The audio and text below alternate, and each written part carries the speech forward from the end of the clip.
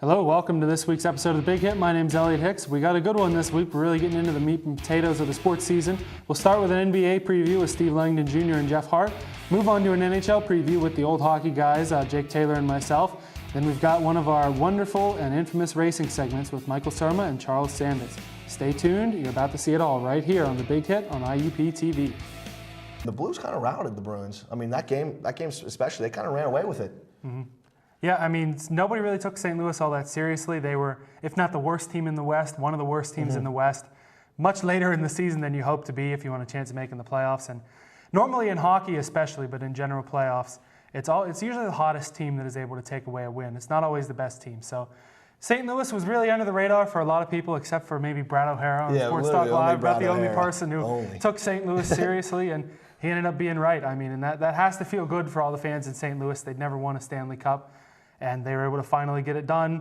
A lot of people, again, counted them out. I even thought the Bruins were probably going to take it, but, I mean, congratulations to the St. Louis Blues is all I can say. Welcome back to The Big Hit. It's our final segment of the day as we're here to talk about any and all forms of racing with our two experts here, Michael Surma and Charles Sandis.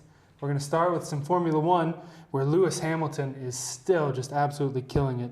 He just won in Russia, and with 5 races left in the season, he's got a massive points lead in. We're pretty sure he's going to win the championship, but can anyone catch him? We'll start with you, Charles. All right, so before the end of the segment, we'll go back to some NASCAR, where they've just completed their second overall run at the Charlotte Roval Motor Speedway. And Chase Elliott was able to get the win this time around. Drove pretty much headfirst into a corner like we saw at the end of last year's race and fell all the way back to 37th, but he came back to the lead.